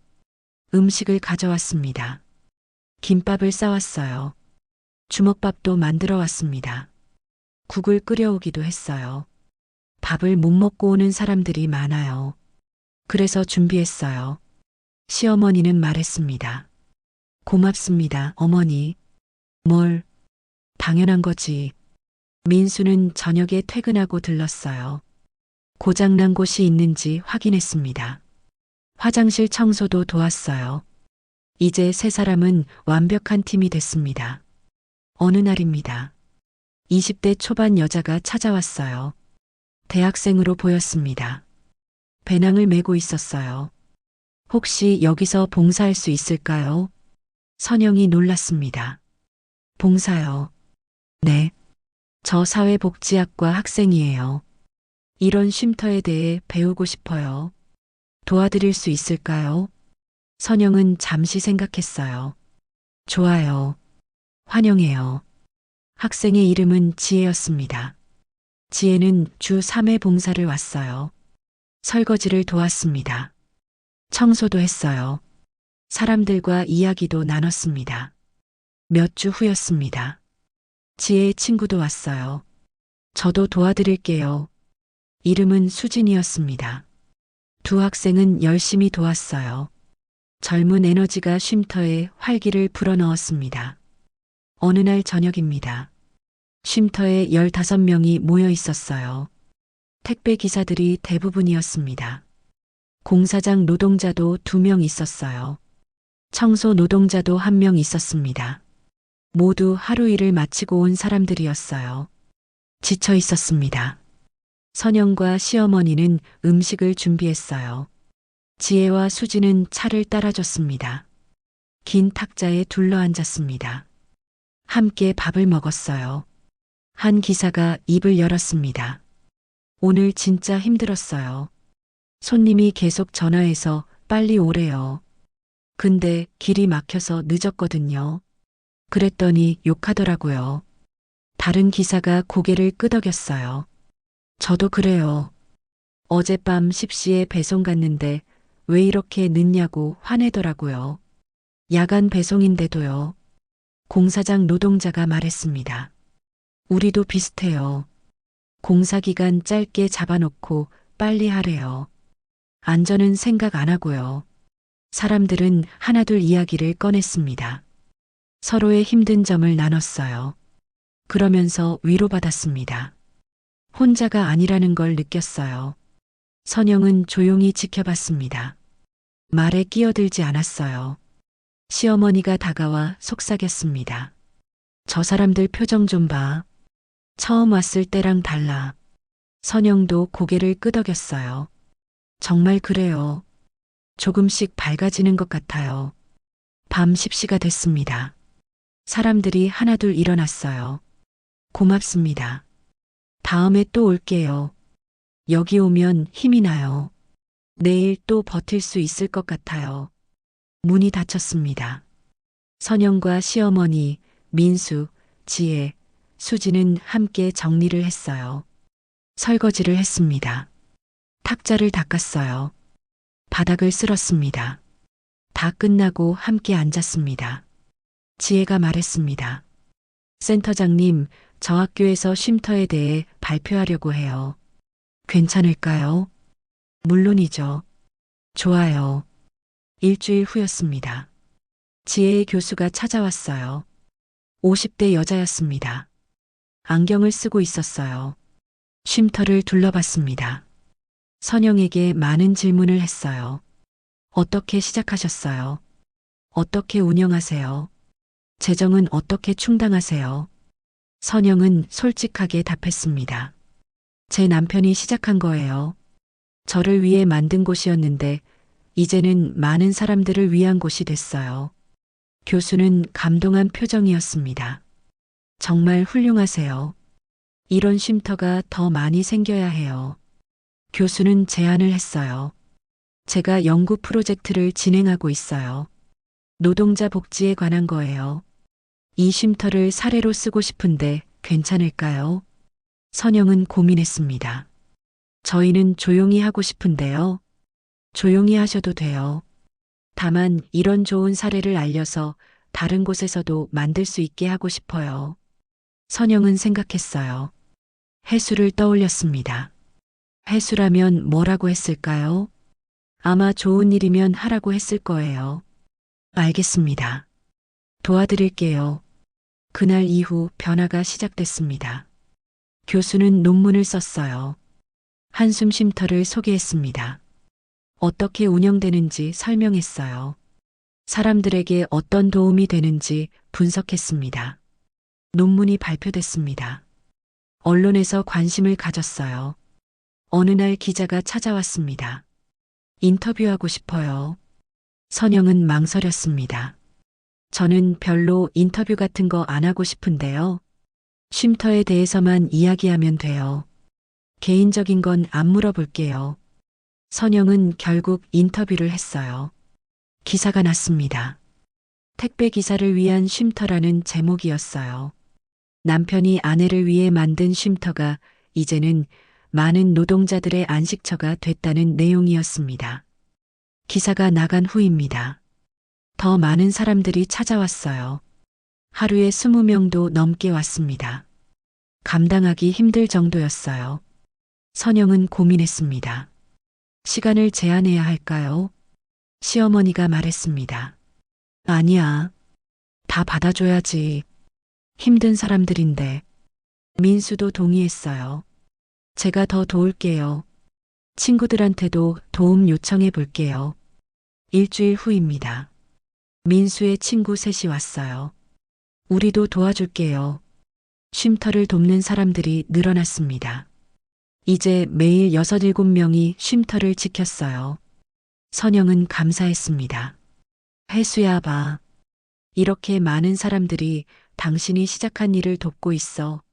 선영은 밤마다 해수 사진 앞에서 말했습니다. 당신 혼자 시작한 작은 쉼터가 이렇게 큰 곳이 됐어. 많은 사람들이 여기서 쉬어가. 힘을 얻어가. 선영은 미소 지었어요. 고마워. 정말 고마워. 어느 날 밤입니다. 쉼터를 정리하고 있을 때였어요. 한 남자가 문을 두드렸습니다. 늦은 시간이라 문을 닫으려던 참이었어요. 선영이 문을 열었습니다. 40대 남자였습니다. 눈이 충혈돼 있었어요. 술 냄새가 났습니다. 여기가 쉼터 맞나요? 네, 맞는데 지금은 문 닫을 시간이에요. 잠깐만요. 제발요. 남자의 목소리는 간절했습니다. 선영은 망설이다 문을 열어줬어요. 들어오세요. 남자는 비틀거리며 들어왔습니다. 의자에 주저앉았어요. 물 좀 주세요. 선영은 물을 따라줬습니다. 남자는 물을 벌컥벌컥 마셨어요. 한참을 그렇게 앉아 있었습니다. 저 오늘 아내한테 이혼하자는 소리 들었어요. 남자가 말했습니다. 배달일 하느라 집에 거의 못 가요. 아이들 얼굴도 제대로 못 봐요. 아내가 지쳤대요. 남자는 고개를 떨구었습니다. 근데 저도 어쩔 수 없어요. 돈 벌어야 하는데 일 안 하면 어떻게 살아요. 눈물이 뚝뚝 떨어졌습니다. 선영은 옆에 앉았어요. 휴지를 건넸습니다. 한참을 울던 남자가 말했습니다. 죽고 싶어요. 이렇게 사느니 차라리 죽는 게 나을 것 같아요. 선영의 가슴이 철렁했습니다.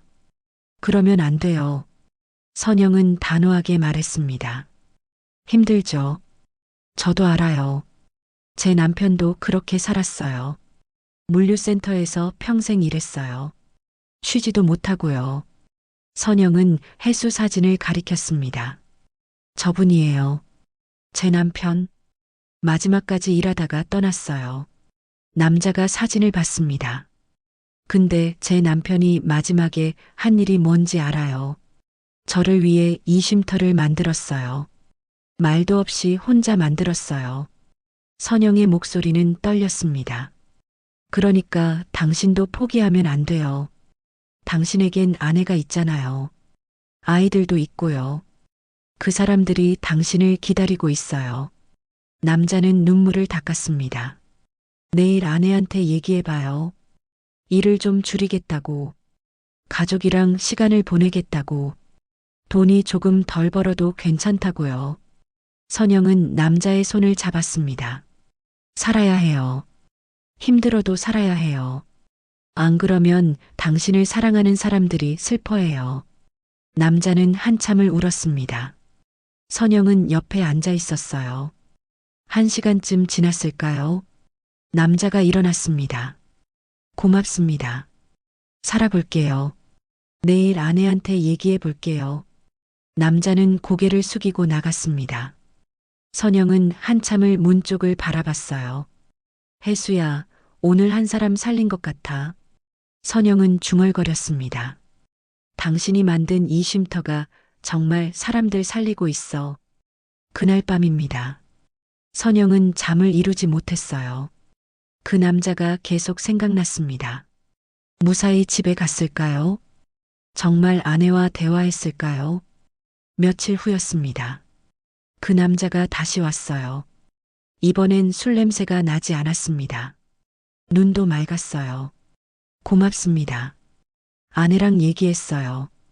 일을 좀 줄이기로 했어요. 남자는 웃고 있었습니다. 선영도 웃었어요. 잘 됐네요. 가족이랑 행복하게 사세요.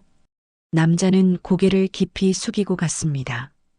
선영은 그날 밤 혜수에게 말했습니다. 혜수야, 오늘 정말 기뻤어. 당신이 만든 쉼터가 사람들 살리고 있어. 정말 고마워. 8장. 작은 진심이 만든 기적. 2년이 더 지났습니다. 혜수가 떠난 지 4년째였어요. 한숨 쉼터는 이제 전국적으로 알려진 곳이 됐습니다. 다른 지역에서도 비슷한 쉼터가 생겼어요. 부산에 하나 생겼습니다. 대구에도 만들어졌어요. 광주에도 생겼습니다. 모두 한숨 쉼터를 모델로 만든 곳들이었어요. 선영은 그 소식을 들을 때마다 기뻤습니다. 혜수야, 당신이 시작한 일이 전국으로 퍼지고 있어. 선영은 이제 60대 중반이 됐습니다. 머리에 흰머리가 많아졌어요. 주름도 깊어졌습니다. 하지만 눈빛은 여전히 반짝였어요. 웃음도 많아졌습니다. 물류센터는 2년 전에 그만뒀어요. 이제는 쉼터 일에만 집중했습니다. 매일 오후 2시에 문을 열었어요. 밤 10시에 닫았습니다. 하루도 빠짐없이 문을 열었어요. 명절에도 열었습니다. 크리스마스에도 열었어요. 쉼터를 찾는 사람들이 있을 거라는 걸 알았으니까요. 시어머니는 80대가 됐습니다. 건강이 예전만 못했어요. 하지만 여전히 일주일에 서너 번은 왔습니다. 김치를 담가왔어요. 반찬을 만들어 왔습니다. 민수는 50대가 됐어요.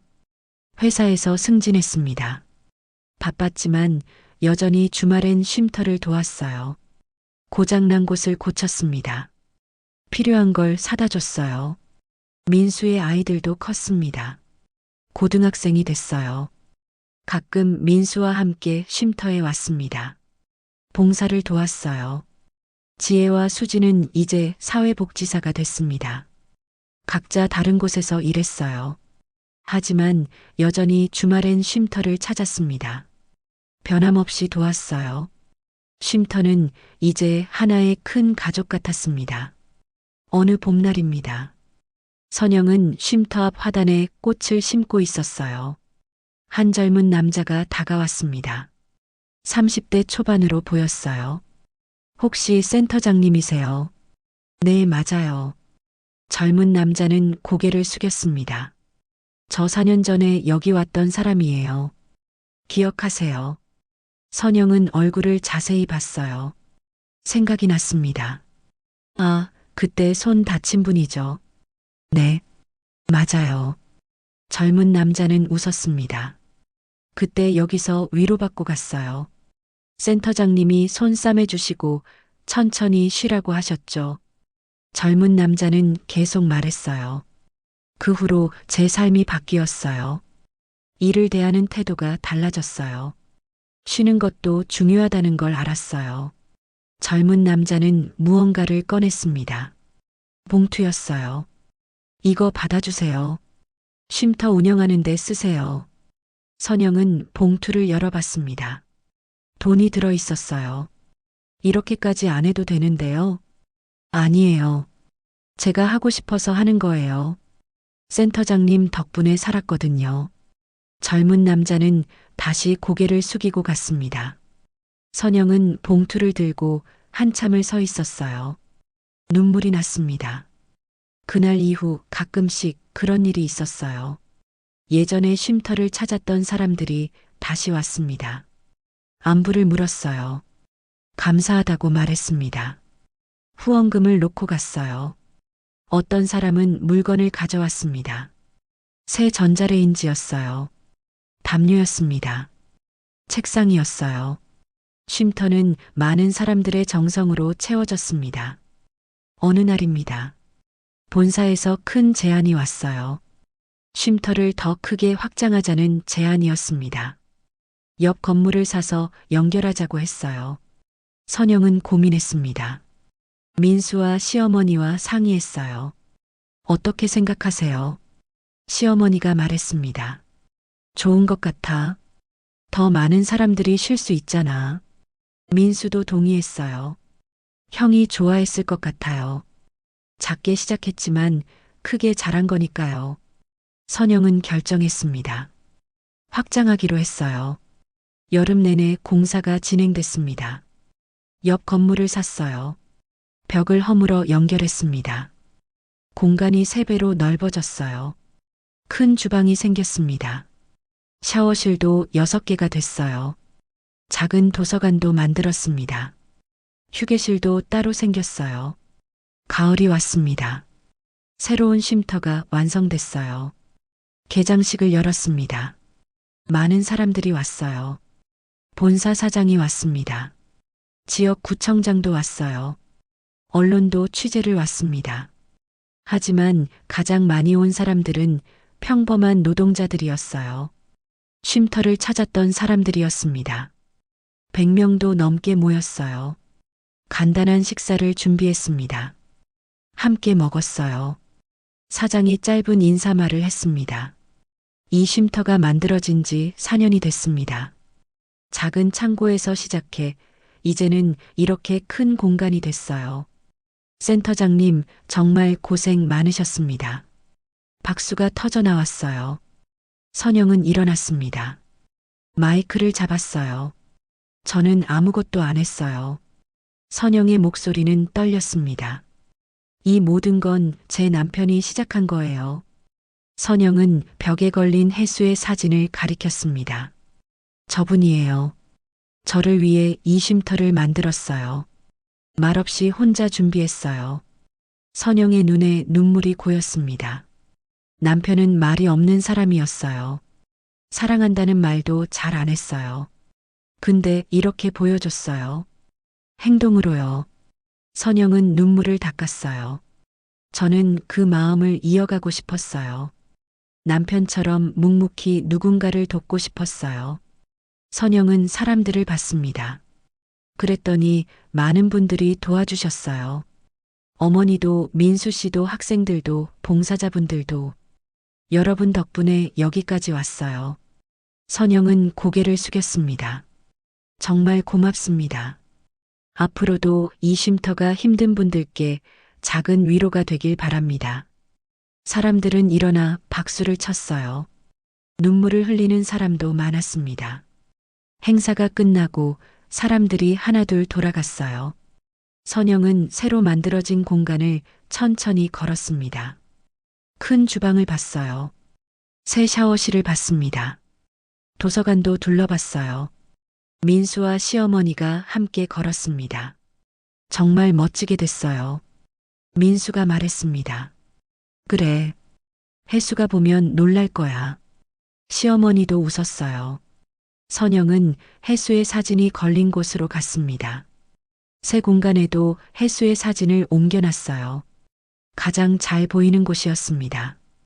혜수야, 봤어. 이렇게 커졌어. 선영은 사진을 향해 말했습니다. 당신이 작게 시작한 게 이렇게 큰 곳이 됐어. 하루에 100명도 넘게 올 수 있는 곳이 됐어. 선영은 미소 지었어요. 당신 덕분이야. 당신이 보여준 작은 진심 덕분에 이렇게 됐어. 밤이 됐습니다. 선영은 혼자 쉼터에 남았어요. 조명을 하나씩 껐습니다. 마지막으로 혜수의 사진 앞에 섰어요. 혜수야, 오늘 많은 사람들이 왔어. 다들 고맙다고 했어. 이 쉼터가 있어서 버틸 수 있었대. 선영의 눈에 눈물이 고였습니다. 나도 그래. 이 쉼터가 있어서 당신 없이도 버틸 수 있었어. 혼자가 아니라는 걸 느꼈어. 선영은 사진을 쓰다듬었어요. 고마워. 정말 고마워. 당신이 남긴 마지막 선물 덕분에 나도 살고 많은 사람들도 살았어. 창밖을 봤습니다. 가을밤 하늘에 별이 빛나고 있었어요.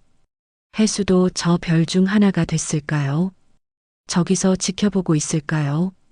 선영은 문을 나섰습니다. 철문을 닫았어요. 내일 또 문을 열 겁니다. 또 누군가를 맞이할 거예요. 차를 끓여줄 겁니다. 옆에 앉아 있어 줄 거예요. 그게 선영이 할 수 있는 일입니다. 혜수가 남긴 사랑을 이어가는 일이에요. 작은 진심이 만든 기적입니다. 한 사람을 향한 조용한 사랑이 많은 사람들을 살렸어요. 말없이 준비한 작은 쉼터가 수백 명의 안식처가 됐습니다. 한숨 쉼터는 오늘도 문을 엽니다. 따뜻한 조명을 켜고 누군가를 기다려요. 힘든 하루를 보낸 당신도 언제든 오세요. 따뜻한 차 한 잔 드릴게요. 그리고 조용히 옆에 앉아 있어 줄게요. 혼자가 아니에요. 우리는 함께 있어요. 그것만으로도 충분합니다. 작은 진심이면 충분해요. 택배 물류센터에서 평생을 보낸 한 여자의 이야기는 이렇게 계속됩니다. 남편이 남긴 작은 창고 하나에서 시작된 이야기가 많은 사람들의 삶을 바꿨어요. 처음엔 오직 한 사람만을 위한 비밀 배송지였습니다. 이제는 수많은 이들의 마음이 잠시 내려앉을 수 있는 쉼터가 됐어요. 작은 진심이 인생을 바꾼다는 말은 결국 조용한 한 사람의 선택에서 시작되는지도 모릅니다. 혜수는 말이 없었어요. 하지만 행동으로 사랑을 보여줬습니다. 선영은 혼자였어요. 하지만 함께하는 법을 배웠습니다. 그렇게 둘의 이야기는 많은 사람들의 이야기가 됐어요. 작은 쉼터 하나가 세상을 조금씩 바꾸고 있습니다.